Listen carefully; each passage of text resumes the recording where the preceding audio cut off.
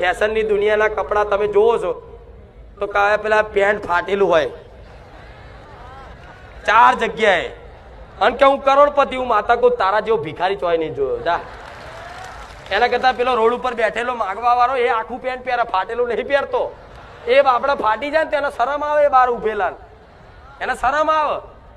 જો કદાચ બહાર ઉભેલો કોઈ એવો હોય ને ગરીબ દુર્બલ, તેનું પેન્ટ છે ફાટી ગયું હોય ને તો તરત એને 2 રૂપિયા 10 રૂપિયા કોકની જોડે માગીને સિલાઈ કરી આવે કે આરું આવું ના પહેરાય, શરમ આવે.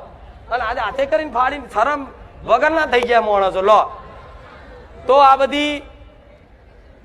બધી રહેણી કેણી થોડી બદલવી. હું નહીં કહેતી કે તમે જબ્બો ને ટોપી પહેરો.